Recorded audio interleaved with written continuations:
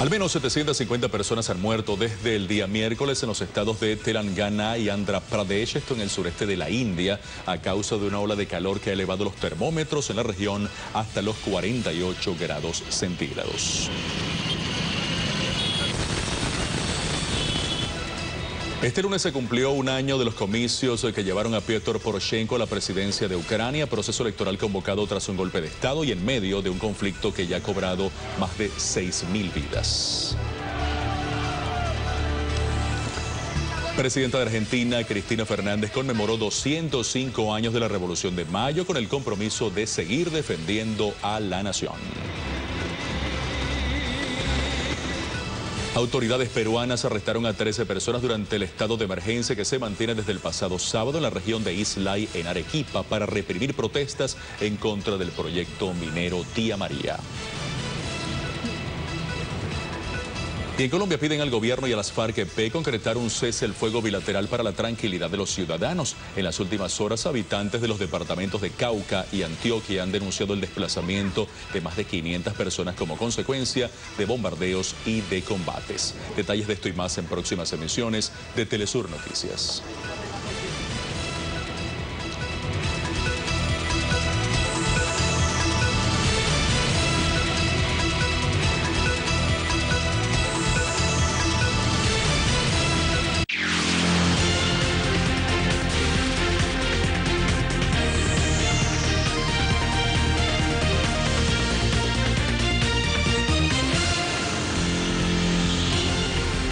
Hola, ¿qué tal? Bienvenidos, bienvenidas. Espero que hayan pasado un buen inicio de semana. Esto es Impacto Económico. Les saluda Luis Francisco Blandón desde Caracas, Venezuela. Lo más destacado en materia económica en nuestros pueblos y el mundo en la siguiente media hora. Comenzamos con titulares.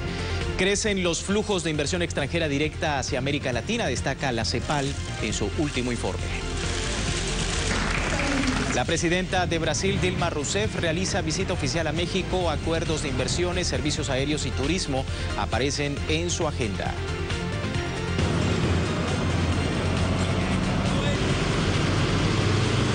Unión Económica Euroasiática aprueba acuerdo para la creación de una zona de libre comercio con Vietnam.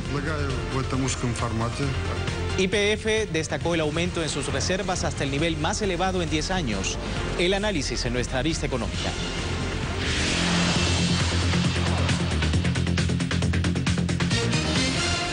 Comenzamos en América Latina. Los flujos de inversión extranjera directa hacia la región en general de capitales chinos crecen fuertemente, refirió este lunes la Comisión Económica para América Latina y el Caribe, CEPAL, en medio de la gira del premier chino Li Keqiang por Latinoamérica y a pocas horas de que la CEPAL presente su informe anual sobre la inversión extranjera directa en la región.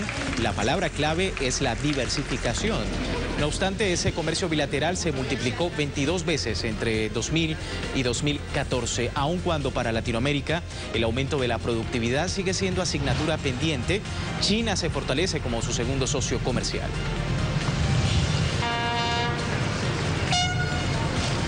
Y precisamente el Banco Central de Chile y el Banco Popular de China anunciaron este lunes un acuerdo de intercambio de divisas en ocasión del encuentro entre el primer ministro chino Li Keqiang, de gira oficial por países latinoamericanos, y la presidenta chilena Michelle Bachelet. Ambas naciones allanan el camino para comerciar en América del Sur con el yuan, un acuerdo que podría capitalizar más de $3 millones durante 3 años, aun cuando la inversión de China en Chile es de las más pequeñas en comparación con otras realizadas en países latinoamericanos.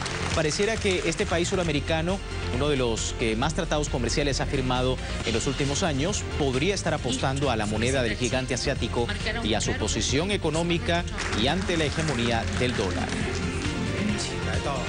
Pasamos a Perú. Luego de 2 meses de protestas, 9 distritos de la región sureña de Arequipa ven limitadas sus libertades civiles con el llamado estado de emergencia. Así, el presidente Ollanta Humala y las fuerzas militares prohíben desde el pasado sábado y por 60 días las protestas en una región donde las transnacionales prevían explotar 120.000 toneladas anuales de cobre a través de la empresa Southern Copper y su proyecto minero Tía María. Aun cuando las continuas manifestaciones hicieron a la empresa poner en suspenso ese plan de extracción a cielo abierto, lo cual ha dejado innumerables heridos, Southern Copper se comprometió a construir una planta de desalinización para callar a los mineros y tratar de minimizar los daños ambientales. Lo cierto es que los agricultores de Arequipa no se contentan con esto, pues temen a que una nueva mina contamine sus tierras y el agua y dañe además los cultivos. Nos situamos en México. La presidenta de Brasil, Dilma Rousseff, quien arribará en la noche de este lunes a México para realizar una visita oficial, sellará acuerdos en áreas de inversiones, servicios aéreos y turismo. Es la primera visita oficial de la mandataria brasileña al país norteño, donde evaluará junto a su homólogo Enrique Peña Nieto la posibilidad de ampliar el comercio entre las dos principales economías latinoamericanas. Según las autoridades brasileñas, se prevé firmar acuerdos de cooperación y facilitación de las inversiones en el área de transporte y un memorándum en materia turística. Rousseff además busca relanzar durante su estancia en México el trabajo de la Comisión Binacional encabezada por titulares de ambos países. Vamos a Bolivia, donde el gobierno del presidente Evo Morales busca contribuir a erradicar la extrema pobreza mediante actividades hidrocarburíferas en áreas protegidas. Con el decreto correspondiente, aprobado por el Ejecutivo de ese estado plurinacional, los operadores deberán encarar paralelamente acciones para mitigar daños ambientales en zonas de alta sensibilidad, así como destinar el 1% del monto de inversión para fortalecer el área protegida intervenida. En ese sentido, el gobierno alega que el decreto responde al carácter constitucional estratégico y de interés público para el desarrollo de Bolivia y la reducción de la extrema pobreza en comunidades que habitan en áreas protegidas. Revisamos a esta hora la prensa digital, lo hacemos con el sitio La Razón, que destaca este lunes que a marzo aumentó la venta de diésel, gasolina y gas licuado de petróleo. Según datos de la Agencia Nacional de Hidrocarburos, a diferencia de otros departamentos donde hay un incremento de la comercialización de diésel en la capital boliviana, La Paz, ocurre todo lo contrario con la venta de combustible. Al respecto, expertos refieren que esos datos de crecimiento de las ventas de diésel y de gasolina especial no son significativos, sino que se deben al aumento del número de vehículos en Bolivia, un país que usa tales combustibles hasta para la actividad agrícola. Aseguran asimismo que la política del gobierno de Evo Morales es cambiar la matriz energética en los hogares mediante el gas natural domiciliario. Así vamos a la pausa en Impacto Económico. Le recuerdo la cuenta personal en Twitter, @LuisTelesur. Y al regreso, el presidente de la Comisión Europea, Jean-Claude Juncker, se reúne con el primer ministro de Reino Unido, David Cameron, para discutir sobre la pertenencia o no de Reino Unido en la Unión Europea. Detalles en breve, no se retire.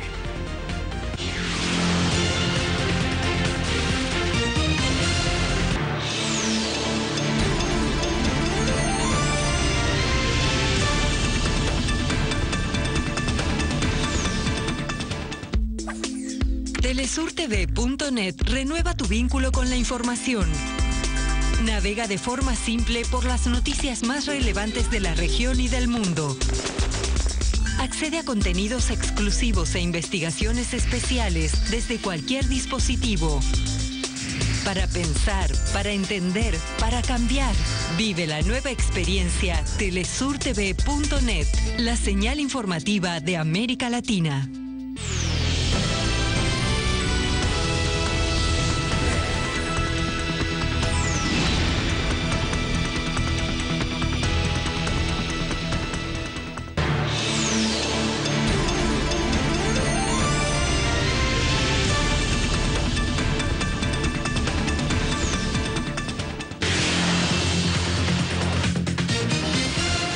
Iniciamos información en otras latitudes, revisando el medio digital ruso Sputnik, que ha titulado Medvedev aprueba acuerdo sobre zona de libre comercio con Vietnam. Este sitio web ha mencionado las declaraciones del primer ministro ruso Dmitry Medvedev, quien ofreció este lunes el visto bueno a la creación de una zona de libre comercio entre la Unión Económica Eurasiática y Vietnam.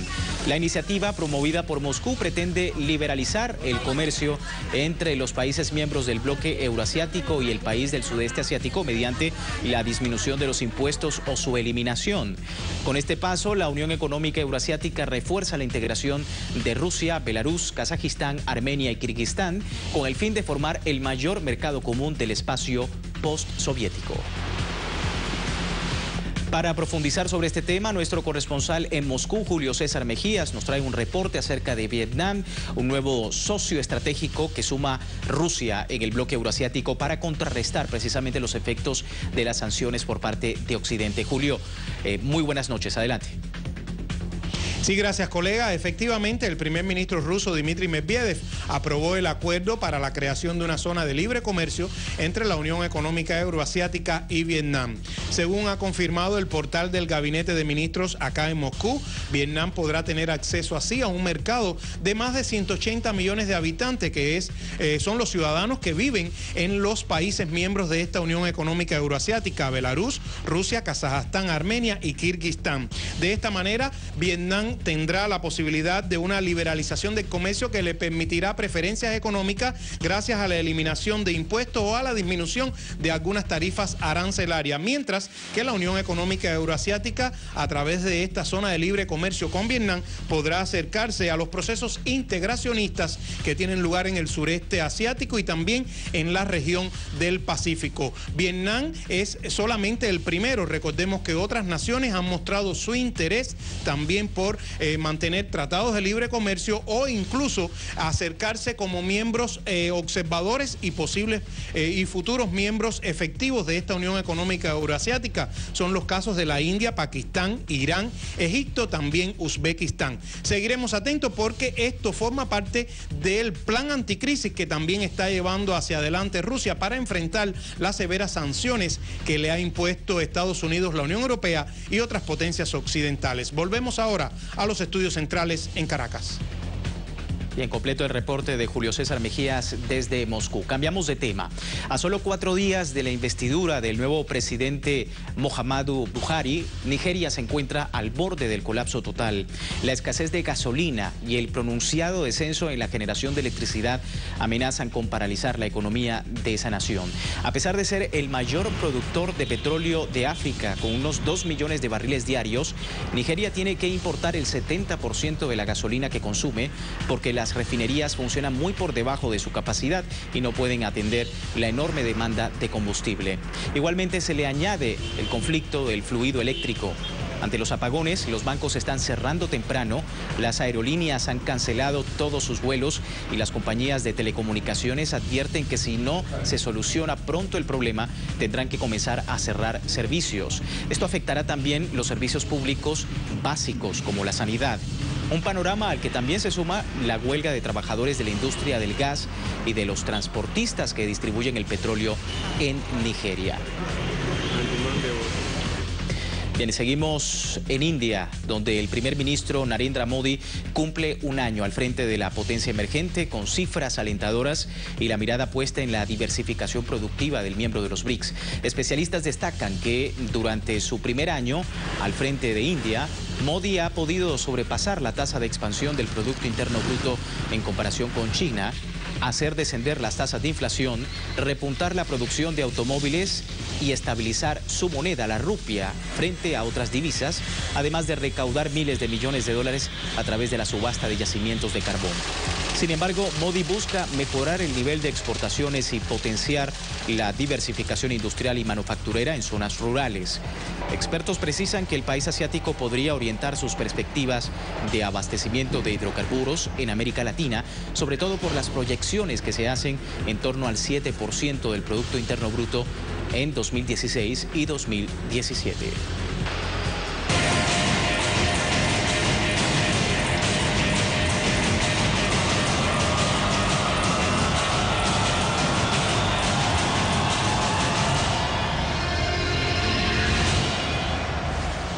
El Ejecutivo griego confirmó que en junio próximo no podrá pagar a sus acreedores por falta de fondos. No obstante, el ministro griego de Finanzas, Yanis Varoufakis, se refirió a que la salida de su país de la zona euro sería una cura que ha demostrado ser peor que la propia enfermedad. Esto dijo. It would be. Una vez que estás en una unión monetaria, salir de ella es en efecto catastrófico. Nosotros no tenemos un tipo de cambio fijo con el euro, solo tenemos el euro. Es como tener una moneda extranjera como tu moneda, y tratar de salir de ella equivale a anunciar con antelación una devaluación 10 meses por adelantado. Sería un desastre, pero aun cuando sería un desastre para todos los involucrados, sería un desastre mayor para la economía social griega. Pero también sería el principio del fin del proyecto de la moneda común en Europa, lo que algunos analistas vienen diciendo acerca de los cortafuegos. Estas medidas de seguridad no van a durar mucho tiempo, ya que una vez que usted lo pone en la mente de los inversores, será solo cuestión de tiempo antes de que todo el asunto comience a desmoronarse. Difícil situación en Grecia. Seguimos ahora en otros lugares de Europa. El presidente de la Comisión Europea, Jean-Claude Juncker, se reunió con el primer ministro de Reino Unido, David Cameron, para discutir sobre la pertenencia o no del ingreso de este país a la Unión Europea. Esto luego de que el recién reelecto gobernante británico propusiera la semana pasada en Letonia introducir un referendo ante el Parlamento Europeo al respecto. Asimismo, Cameron refirió que no descarta la posibilidad de estar en una unión reformada en la cual se produzcan cambios.